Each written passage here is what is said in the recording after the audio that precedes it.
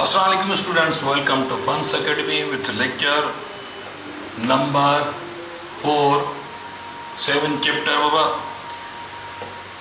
power, work, power and energy. Topic is energy. Okay? And energy, so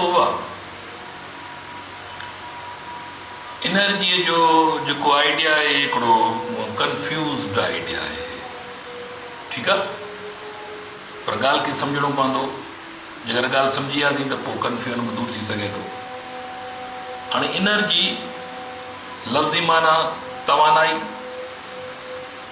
त energy कमु करण जी सलाहियत खे चइबो आहे. एनर्जी का अहिड़ी शइ कान्हे जेका मुंहिंजे खीसे में पई हुजे मां उछलाए छॾियां, या एनर्जी अहिड़ी शइ कान्हे हिन मां बाल मां कढी उछलाए छॾियां.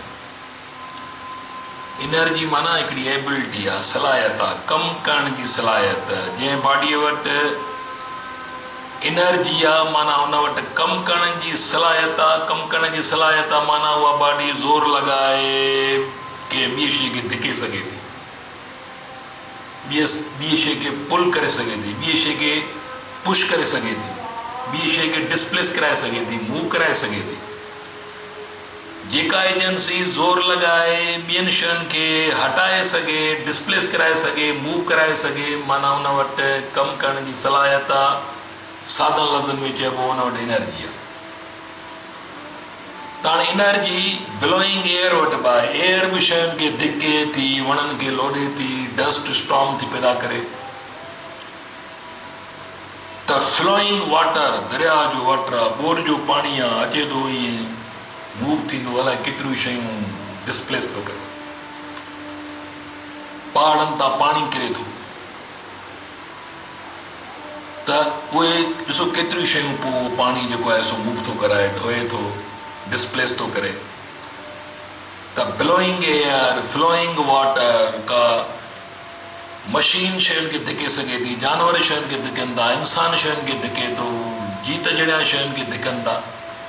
त जेके बि एजेंसियूं पोइ कहिड़े बि फॉर्म में हुजनि, मटीरियल शयूं हुजनि, कहिड़े फॉर्म में हुजनि, जेकॾहिं उहे ज़ोर लॻाए शयुनि खे धिकनि थियूं माना उहे कमु करे रहियूं आहिनि. कमु करे रहियूं आहिनि माना उन्हनि में कमु करण जी सलाहियत आहे. त हिकिड़ा मैकेनिकल फॉर्म आहिनि मेन, यानी एनर्जीअ जा मैकेनिकल एनर्जी जंहिंखे चइबो उहा तव्हांजो हिकिड़ी कैनेटिक एनर्जी आहे, हिकिड़ी पोटेंशियल एनर्जी आहे. त हाणे कैनेटिक लफ़्ज़ माना आहे हरकत. Energy by virtue of which motion of a body, energy possessed by body because of its motion is called its kinetic energy. हरकी तवानाई, kinetic energy.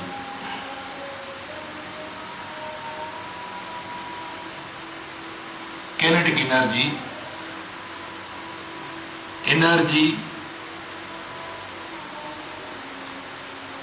energy by virtue of which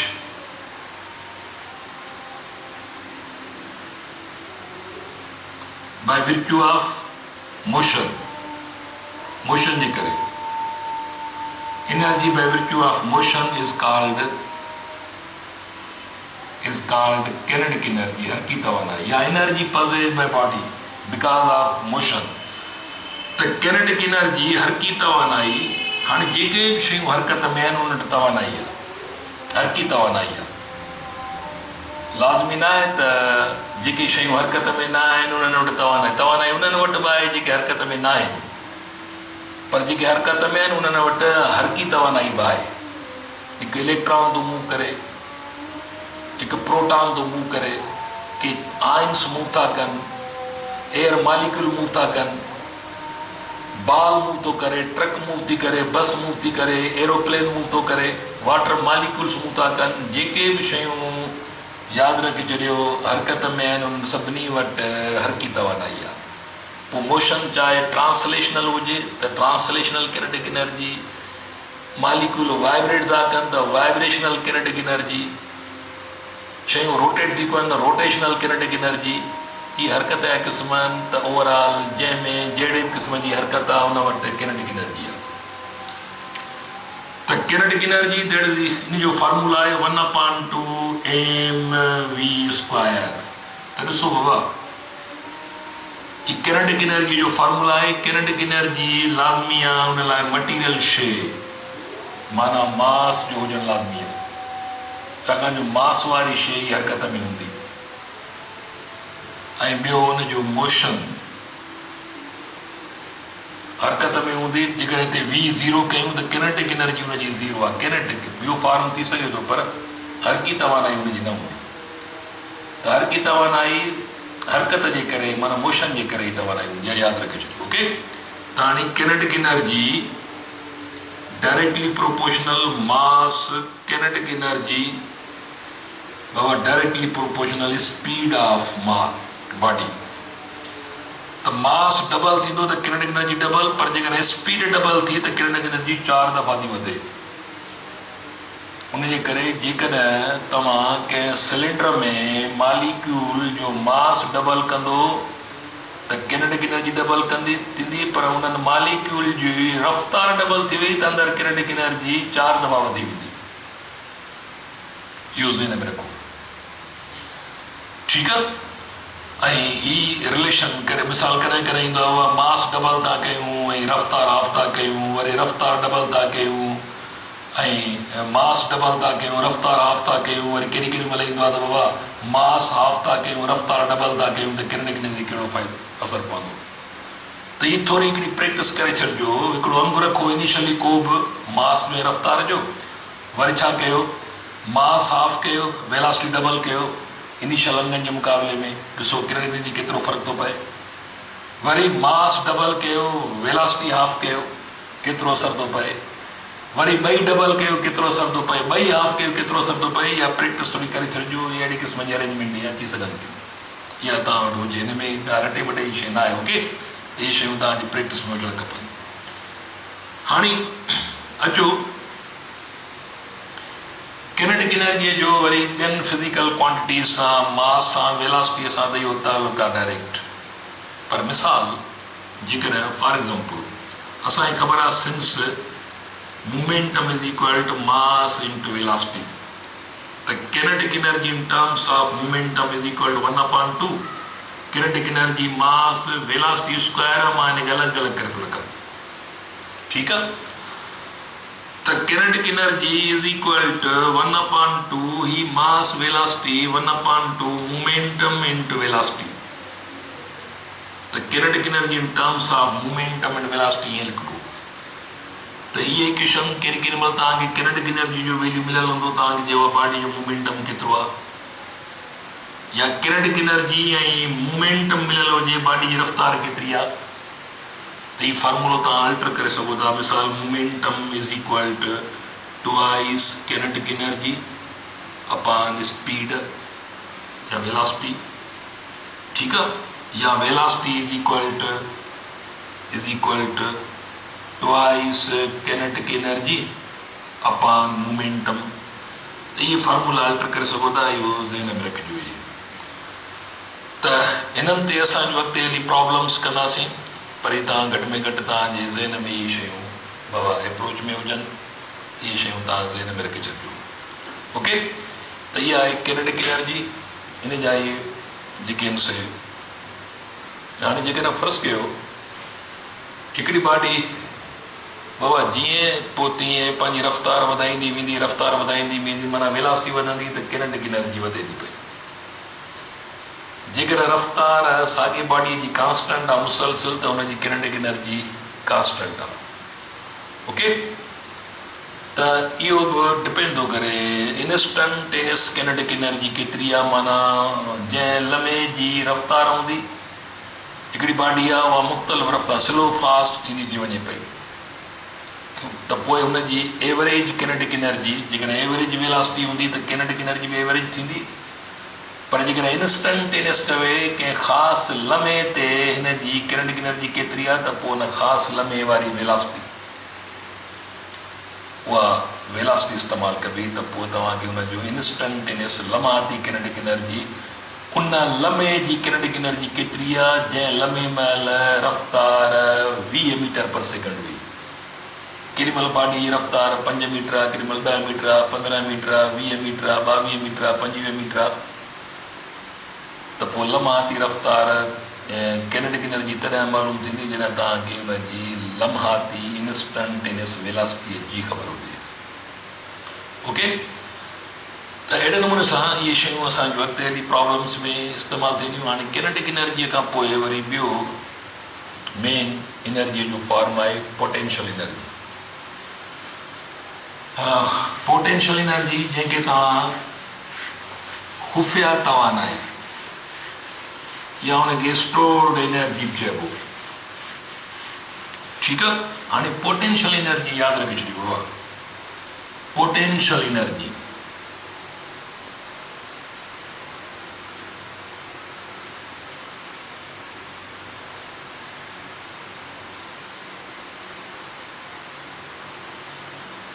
ॾिसो, ही हिकु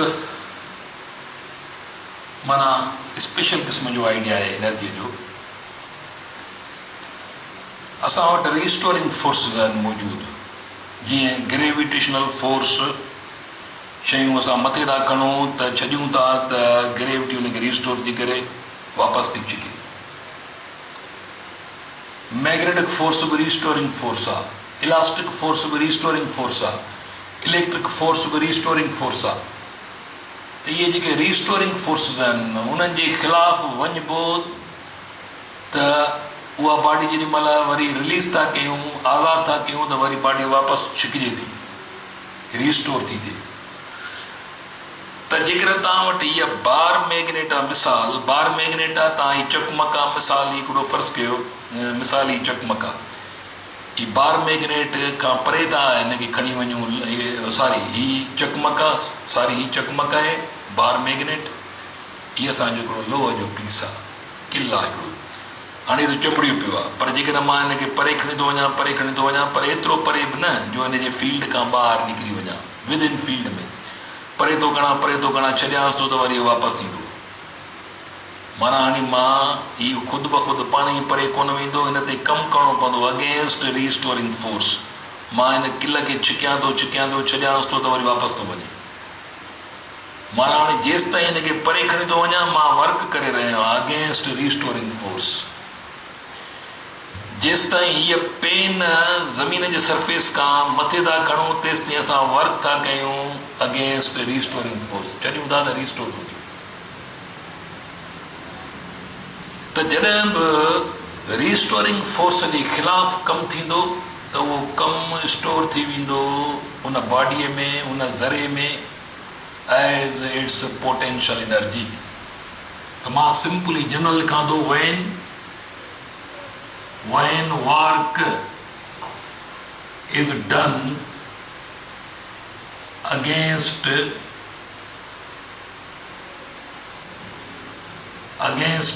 any restoring force,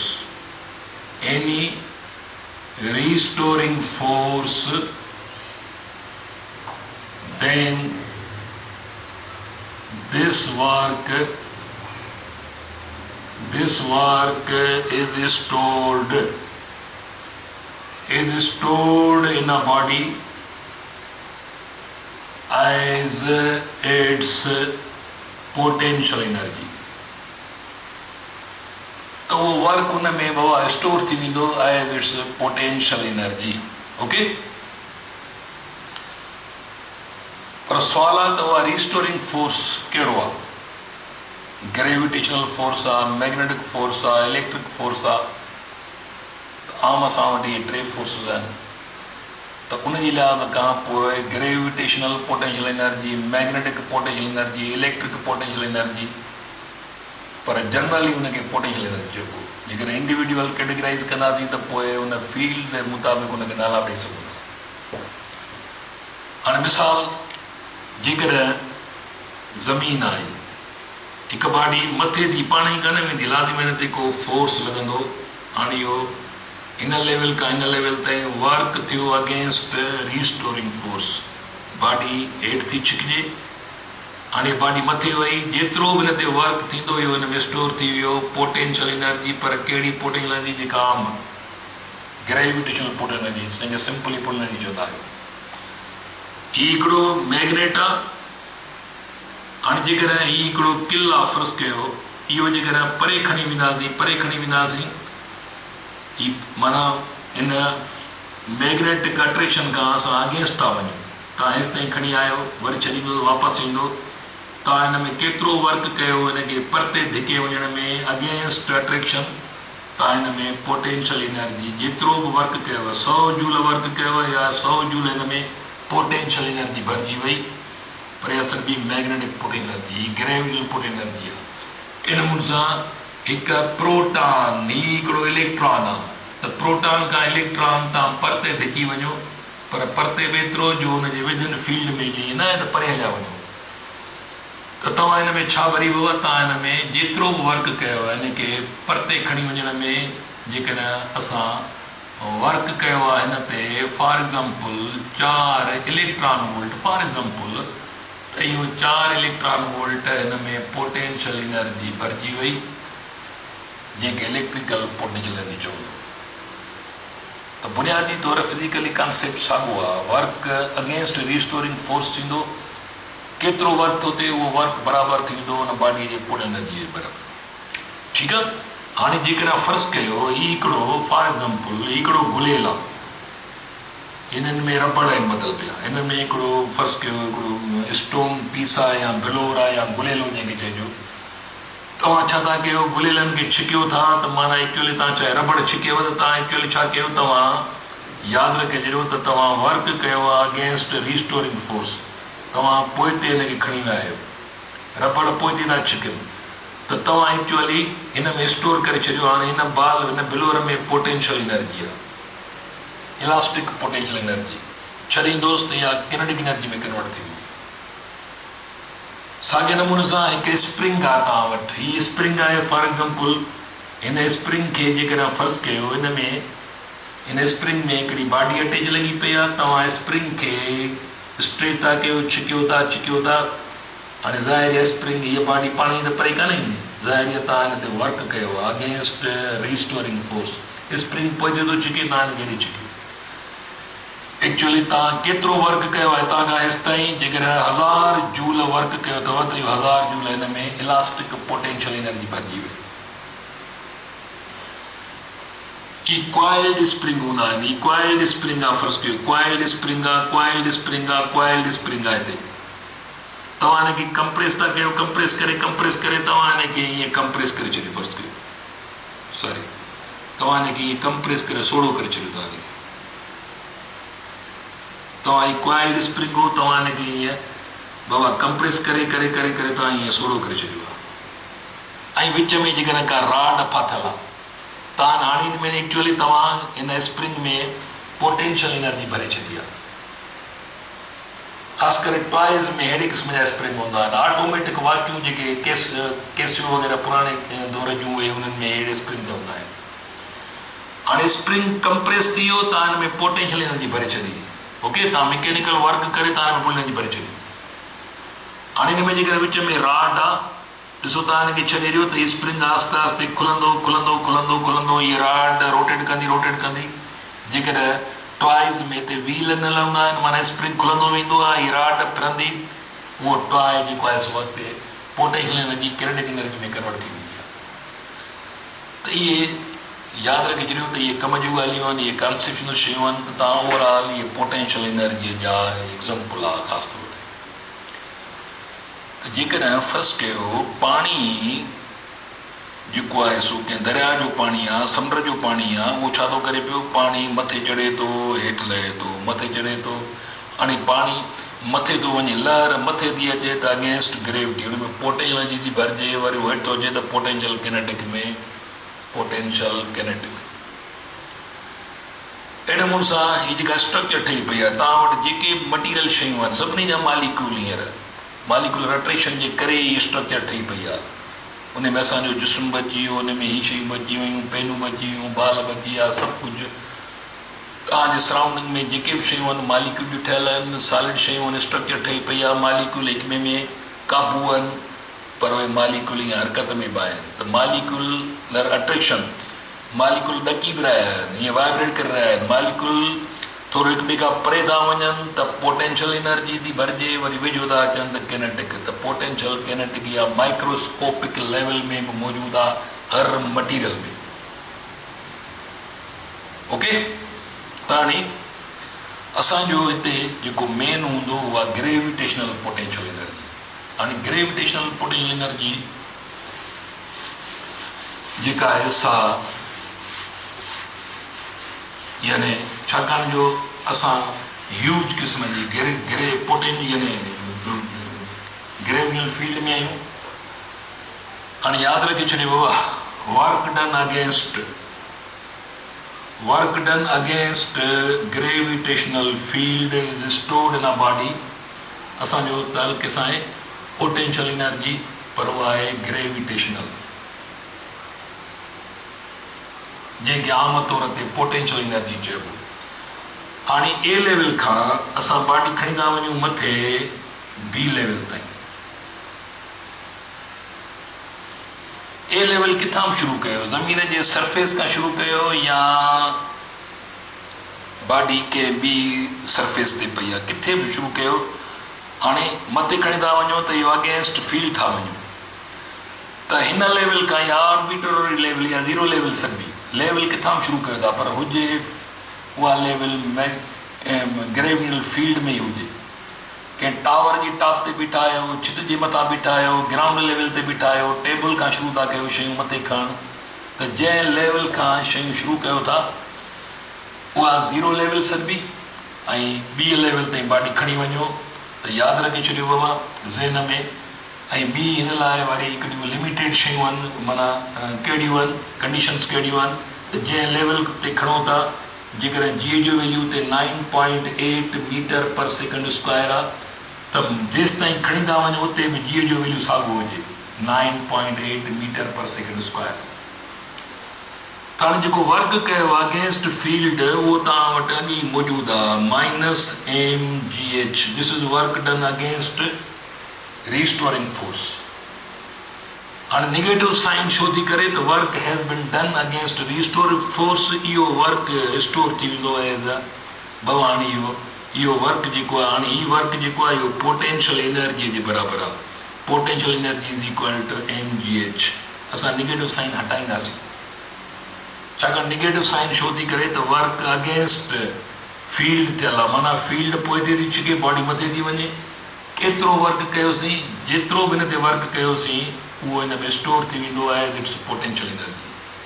हीउ साॻियो ई फार्मूलो potential energy माना work against restoring force, हुनजे equal हूंदो आहे। हाणे जेकर मां वरी वर्क लिखंदुसि त इहो वर्क अगेंस्ट वरी माइनस साइन मां मोटाईंदुसि, त हीउ वर्क अगेंस्ट रिस्टोरिंग फोर्स आहे। उन करे जेको अगेंस्ट रिस्टोरिंग फोर्स वर्क थींदो आहे उहो बॉडीअ में स्टोर थींदो आहे, इट्स पोटेंशियल एनर्जी। इहो फार्मूलो इस्तेमालु थींदो आम पोटेंशियल एनर्जीअ लाइ। हीअ एच किथां शुरू कबी, एच उतां शुरू कबी, कंहिं बि आर्बिट्ररी लेवल, माना कंहिं बि लेवल खां बॉडी जिते पई आहे उतां मथे खणी वञो केतिरी हाइट ताईं, हाइट उतां शुरू थींदी। मुंहिंजे मथे ते बॉडी पई आहे त हाइट हितां शुरू थींदी, मुंहिंजे कुल्हे ते बॉडी पई आहे त हाइट हितां शुरू थींदी, कुल्हे लेवल खां। मुंहिंजे हथ ते बॉडी पई आहे, हिते पई आहे त हितां हाइट शुरू थींदी। ठीकु आहे, त हाणे हीअ हाइट कंहिं बि आर्बिट्ररी लेवल खां शुरू थींदी। मास केतिरो आहे, त इन मां पोटेंशियल एनर्जी जो फार्मूलो जंहिंखे तव्हां mgh, त हीअ लेवल आहे। हाणे जेकर हिकिड़ी ॿी ख़ासि ॻाल्हि उहा हीअ, त जेकर फॉर एग्ज़ाम्पल बाबा हिकिड़ी बॉडी हिते पई आहे ए लेवल ते, इहा बॉडी असां हीअं खणी था वञूं, हीअं खणी हीअं खणी खणी खणी खणी असां हिते था पहुचायूं। हाणे बॉडी तव्हां हिते पहुचाई आहे, ठीकु आहे, त तव्हां हीअं खणी विया आहियो, हीअं खणी खणी खणी बॉडी तव्हां हिते पहुचाई आहे। त हिन लेवल खां जंहिं बॉडी ते पहुती आहे इहा रुगो हाइट तव्हांखे इहा खपे, बाबा तव्हां हिते पोटेंशियल एनर्जी केतिरी भरी। त ए लेवल खां तव्हां बीअ ताईं बॉडी खणी विया आहियो, पर हीउ रस्तो ॾेई विया, हीउ रस्तो ॾेई ॾेई तव्हां हिते पहुता आहियो। त पोटेंशियल एनर्जी मालूम करण लाइ तव्हांखे वरी बि हाइट हीअ ई मालूम कबी त केतिरो हाइट ते बॉडी पहुती, भली कहिड़ो बि रस्तो ॾेई वञे। भली बॉडी हितां ई डायरेक्ट मथे वञे हेसि ताईं या को ॿियो रस्तो ॾेई वञे, छाकाणि जो work against work in gravitational field between the 2 points is independent of path followed by body. तो बॉडी हितां खां खई अथव हेसि ताईं पहुचाई अथव, चाहे सिधो पहुचायो चाहे कंहिं ॿिए रस्ते खां, पोटेंशियल एनर्जी ए खां बी ताईं साॻी थींदी, छाकाणि जो वर्क साॻियो थींदो फील्ड में। उन करे त तव्हांखे ॾिसणो आहे त बॉडी किथे पई आहे ऐं केतिरे हाइट ते पहुती आहे, पोइ भले रस्तो ई विचो ई हुजे चाहे ॿियो रस्तो ॾेई वञे, आख़िर बॉडी किथे पहुती तव्हां उन बुनियादी लेवल खां आख़िर में जिते बॉडी पहुती आहे उहा हाइट रुगो ॾिसणी आहे तव्हांखे, त उहा हाइट इस्तेमालु थींदी पोटेंशियल एनर्जी पाइण लाइ। पर ही फार्मूलो लिमिटेड आहे, ही फार्मूलो स्मॉल हाइट लाइ, ही फार्मूलो इस्तेमालु थींदो, यादि रखी छॾियो, ओनली फॉर स्मॉल हाइट्स। छाकाणि जो जेकॾहिं तव्हां हिते जी जो वैल्यू 9.8 आहे ऐं तव्हां एतिरो मथे खणी वञो जिते जी जो वैल्यू तब्दील थींदो त पोइ ही फार्मूलो आउट थी वेंदो। This formula is valid for this formula is only valid for small heights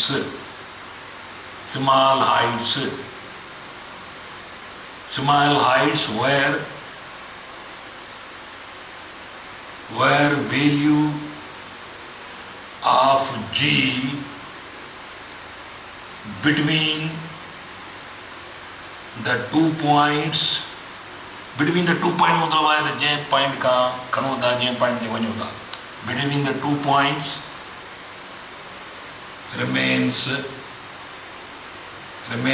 same, okay, remains same।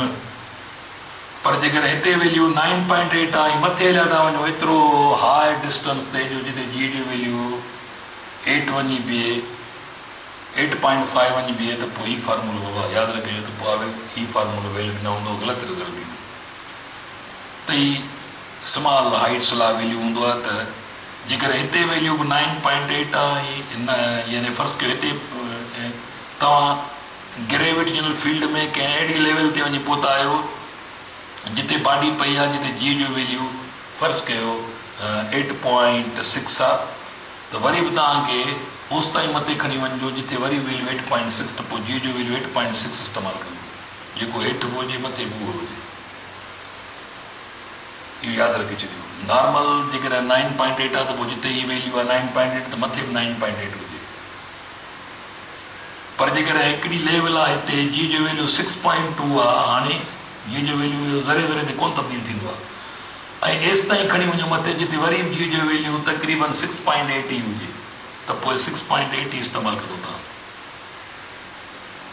त जी जो वैल्यू यादि रखी छॾियो, उहो वेरी थींदो रहंदो आहे, पर हिते फार्मूला में जिते लोअर लेवल ते जी जो वैल्यू आहे, अपर उहो बि तव्हां हेसि ताईं हाइट ते वेंदो जिते अपर लेवल ते जी जो वैल्यू उहो ई हुजे, त पोइ इहो फार्मूलो तव्हांजो करेक्ट यानी वैल्यू ॾींदो। ओके, त अॼोको लेक्चर बाबा इहो हेसि ताईं असांजो यानी पूरो थियो। वरी ॿिए लेक्चर में इन एनर्जी वारे डिस्कशन सां पाण गॾु हूंदासीं, तेसिताईं पंहिंजो ख़्यालु कजो। अल्लाह हाफ़िज़।